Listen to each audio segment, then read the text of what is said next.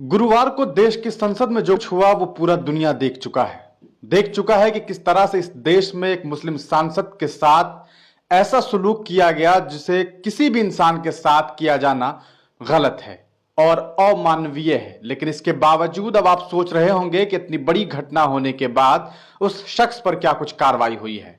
आइए हम आपको बताते हैं कि रमेश बिधूड़ी, जिसने भरी सदन में मुस्लिम सांसद दानिश अली को जो गालियां दी, उन्हें आतंकी और तरह तरह की ऐसी ऐसी असंसदीय बातें कही जिसे बार बार दोहराना अच्छा नहीं लगता, उस शख्स पर अभी तक क्या कुछ कार्रवाई हुई है।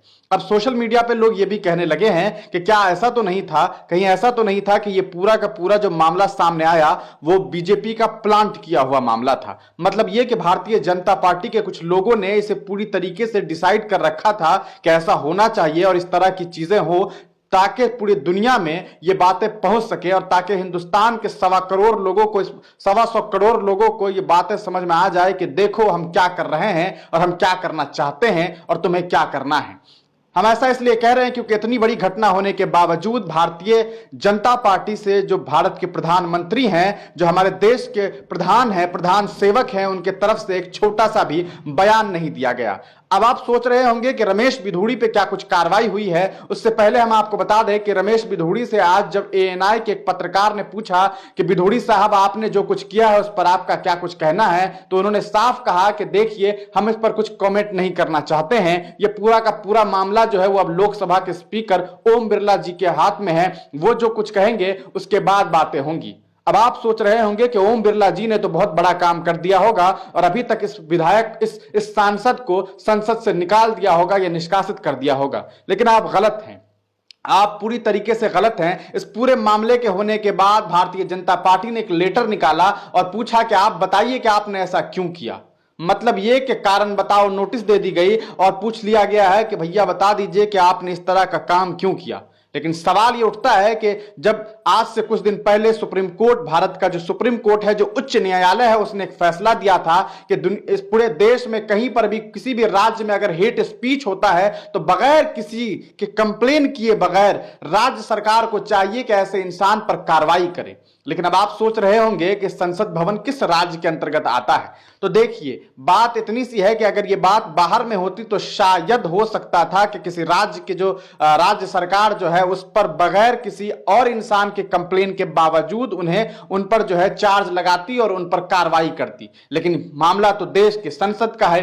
देश के संसद के प्रधान अगर किसी को बताया जा सकता है तो वो ओम बिरला साहब हैं, और जिस शख्स ने यह काम किया है अगर उसके प्रधान की बात की जाए तो वो खुद देश के प्रधानमंत्री माननीय नरेंद्र दामोदर दास मोदी जी हैं। लेकिन मोदी जी ने अभी तक क्या कुछ किया? मोदी जी ने अभी तक कुछ नहीं किया है। अगर बात की जाए कि हमने आपको क्यों कहा कि यह पूरा का पूरा मामला प्लांट किया हुआ लगता है, तो सोचिए कुछ इस पूरे मामले के, इस पूरे प्रकरण के गुजरने के लगभग 24 घंटे 48 घंटे के बाद एक नेताजी निकलते हैं, भारतीय जनता पार्टी के सांसद निशिकांत दुबे जी, और डॉक्टर निशिकांत दुबे कहते हैं कि देखिए किसी भी आदमी का जो कामनेस है वो उस वक्त खत्म हो जाता है, कूलनेस उस वक्त खत्म हो जाता है जब देश के यशस्वी प्रधानमंत्री श्रीमान नरेंद्र मोदी जी के खिलाफ अगर कोई बात कहे, उनके लिए इस शब्द का इस्तेमाल किया जाए कि प्रधानमंत्री नीच है, नीच को नीच नहीं कहेंगे तो क्या कहेंगे, तो कोई भी देशभक्त आदमी को गुस्सा आ सकता है। और वही गुस्सा जो है रमेश बिधूड़ी को आ गया। उस रमेश बिधूड़ी को इतना गुस्सा आ गया कि उसने खड़े मंच से, उसी सदन से खड़े होकर के देश के एक चुने हुए सांसद को, एक मुस्लिम सांसद को न सिर्फ गाली दी बल्कि पूरे मुस्लिम कौम को गाली दी। उसने बता दिया कि मुसलमान हो तो तुम आतंकी हो, और तरह तरह की ऐसी ऐसी बातें कही जिसे बार बार कहना अच्छा भी नहीं लगता है। अब आप सोच रहे होंगे कि हमने आपको प्लांट वाली बात क्यों कही है। आप सोचिए अगर देश के प्रधानमंत्री के खिलाफ इतनी बुरी बुरी बातें कही गई हो, जो कि उन लोगों का कहना है कि रिकॉर्डिंग सिस्टम ने उसे रिकॉर्ड नहीं किया, मतलब यह कि वो रिकॉर्ड नहीं हुआ। चलिए ठीक है, अगर उस दानिश अली ने प्रधानमंत्री जी को नीच कहा होगा तो पीछे बैठे हुए डॉक्टर हर्षवर्धन और रविशंकर साहब को हंसी क्यों आ रही थी? वो हंस क्यों रहे थे? क्या ऐसी बात थी प्रधानमंत्री को कोई इस तरह की बात कर दे, उसके बावजूद देश के एक बड़े सांसद और पूर्व मंत्री रह चुके लोग हंसते हुए दिखते? ठहाके लगाते हुए दिखते। बाद में वो लोग जो है डॉक्टर हर्षवर्धन हो या रविशंकर साहब हो, सफाई दे रहे हैं कि हमने कुछ नहीं सुना। अगर हम सुने होते तो हम इस पर जो है कह सकते हैं कि इसका हम विरोध करते। लेकिन आप तो हंस रहे थे जब रमेश बिधूड़ी बदतमीजी कर रहे थे, जब एक कौम को गाली दी जा रही थी, एक मुस्लिम सांसद को सिर्फ और सिर्फ मुसलमान होने की वजह से गालियां दी जा रही थी, तब ये दोनों लोग पीछे बैठ करके ठहाके लगा रहे थे और बाद में सफाई इसलिए दे रहे हैं क्योंकि इन्हें मुस्लिम लोगों का वोट चाहिए। डॉक्टर हर्षवर्धन साहब समझते हैं कि अगर आज मैं ये ना लिखूं कि देखिए हमने कुछ नहीं सुना था, अगर हमने सुना होता तो हम विरोध करते, तो शायद उन्हें मुसलमान वोट नहीं देंगे। देखिए बात इतनी सी है कि आपने वो बात सुनी या नहीं सुनी वो तो दूर की बात है, लेकिन आप लोग जो अब ये इल्जाम लगा रहे हैं कि भैया देखिए प्रधानमंत्री जी के खिलाफ बात कही है, वो सरासर झूठ नजर आ रहा है। और दूसरी बात प्लांटेड इसलिए नजर आ रहा है कि अगर वाकई प्रधानमंत्री जी के खिलाफ आप लोगों के हिसाब से बात कही गई है तो इसका मतलब यह है कि आप लोगों ने प्रधानमंत्री की इज्जत नहीं की, उनकी मर्यादा को आप भूल गए और आप हंसी और ठहाके लगा रहे थे। लेकिन ऐसा भारतीय जनता पार्टी के नेताओं से उम्मीद नहीं किया जा सकता है। यकीनन कोई भी इंसान अपने प्रधान सेवक के बारे में यह बात नहीं सुनेगा और वो गुस्से में आएगा और वो उसका विरोध करेगा। लेकिन इस तरह के कोई मामला सामने ही नहीं आए थे। पूरा का पूरा मामला ऐसा लग रहा है कि प्लांट किया हुआ था कि संसद के विशेष सत्र के चौथे दिन, जब समझ सकते हैं आप कि अनिश्चितकालीन तरीके से अनिश्चित काल के लिए जब इसे स्थगित कर दिया जाना था, उससे आप चंद घंटे पहले, चंद मिनट पहले आप इस तरह के मामलात को पेश करते हैं, इस तरह की बातें आप करते हैं और उसके बाद संसद का सत्र खत्म हो जाता है। आप समझते हैं कि अगले दिन न विपक्ष के लोग आएंगे, न इसका विरोध होगा और हमारी जो बातें हैं वो पूरे भारतवर्ष के 125 करोड़ लोगों के बाद 125 करोड़ लोगों तक हमारी ये बातें पहुंच जाएगी, बगैर किसी IT सेल की मदद से, बगैर किसी अपने पार्टी फंड के पैसे को खर्च किए हुए। कहीं ना कहीं ये पूरा का पूरा जो मामला है ये हिंदुस्तान के तमाम लोगों ने फ्री में देख लिया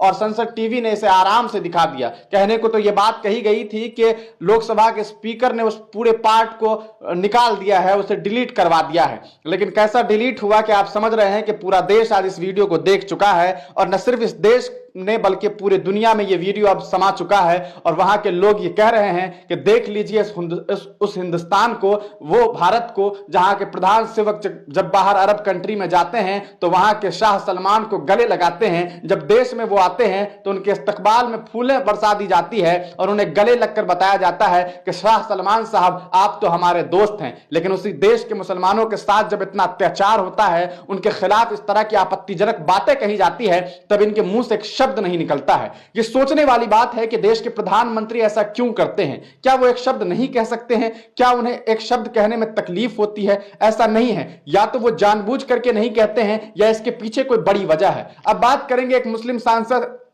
पूर्व में एक नेता रह चुके हैं, पूर्व में एक सांसद रह चुके हैं, मुख्तार अब्बास नकवी साहब का। मुख्तार अब्बास नकवी लिखते हैं कि दानिश अली ने ये सारी चीजें इसलिए की क्योंकि उन्हें कांग्रेस ज्वाइन करना था। अब आप बताइए दानिश अली साहब ने क्या किया? वहां पर सारा का सारा कार्यक्रम और सारा का सारा जो मामला था वो रमेश बिधूड़ी का बनाया हुआ था, अगर कहे तो प्लांट किया हुआ था। और रमेश बिधूड़ी ने सारी बातें कही, सारा का सारा उल्टा सीधा बयान और कह सकते हैं कि जितनी भी गंदी उल्टी सीधी बातें हो सकती थी, जितनी भी गालियां हो सकती थी, उस रमेश बिधूड़ी ने दी। वो तो दानिश अली थे जिन्होंने एक शब्द नहीं कहा और जब बात पूरे भारत में फैल गई तब जाकर के उन्हें लगा कि शायद उन्हें उनके साथ ऐसा नहीं होना चाहिए था। मुझे अफसोस है कि दानिश अली ने उस दिन क्यों नहीं इसका विरोध किया, लेकिन इससे ज्यादा मुझे अफसोस है इस देश के प्रधान सेवक को लेकर के कि आखिर प्रधान सेवक को इतना फुर्सत क्यों नहीं मिला कि उस पर कार्रवाई करते और उस इंसान को निष्कासित कर देते। निष्कासित क्यों नहीं करते हैं, यह भी सोचने वाली बात है। ऐसा नहीं है कि यह साहब आज पहली दफा, मतलब गुरुवार को पहली दफा ऐसा इन्होंने किया है।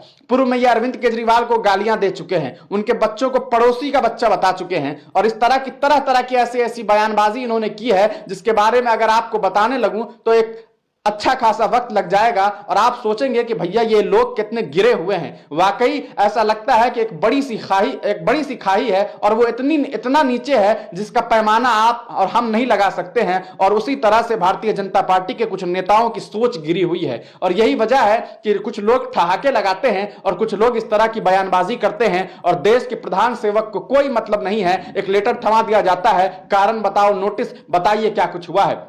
सोचने वाली बात यह भी है कि जिस देश में राहुल गांधी ने एक दफा मोदी को चोर बता दिया तो लोगों ने मोदी समुदाय को समझ करके उन पर केस कर दिया। उसके बाद उन्हें न सिर्फ उन पर केस चला बल्कि उन्हें 2 साल के लिए उन्हें जो है निष्कासित कर दिया गया था संसद भवन से। वो तो बाद में सुप्रीम कोर्ट ने उस पर रोक लगवा दी। अब आप सोचिए कि जिस शख्स को सिर्फ और सिर्फ मोदी समुदाय को लेकर के, हालांकि उन्होंने मोदी समुदाय के बारे में बात भी नहीं की थी और यहां पर इन्हें जो है मुस्लिम आतंकी कहा गया, मुल्ला कहा गया, ये साफ साफ मुल्ला कह करके मुसलमानों को टारगेट करने की बात कही गई। उसके बावजूद ओम बिरला साहब के कान जो है वो सही तरीके से खड़े नहीं हुए और उन्होंने अब तक कोई कार्रवाई क्यों नहीं की? क्या भारतीय जनता पार्टी को इस नेता को निष्कासित नहीं कर देना चाहिए था? आप चाहे हिंदू हो, मुसलमान हो, सिख हो, ईसाई हो, चाहे किसी भी धर्म को मानने वाले हो, ईमानदारी से अपने दिल पे हाथ रखिए और सोचिए जो कुछ हुआ उस दिन संसद भवन में, क्या वो सही था? बिल्कुल भी सही नहीं था। लेकिन इसके बावजूद बहुत सारे ऐसे लोग हैं जो रमेश बिधूड़ी का समर्थन कर रहे हैं, ट्विटर पर उनके नाम के साथ जिंदाबाद का नारा लगा रहे हैं और साथ ही साथ मर्यादा पुरुषोत्तम राम का नाम लिख करके जय श्री राम का नारा लगा रहे हैं। अफसोस है उन लोगों पर और उनकी सोच पर। और कहीं ना कहीं देश में आज जो कुछ हुआ है उसके पीछे देश के प्रधान सेवक का हाथ है, क्योंकि वो नहीं चाहते हैं कि ये सब कुछ सही हो। अगर वो चाहते तो अभी तक उन्हें दिल से माफ ना करते हुए पार्टी से निष्कासित कर दिया जाता।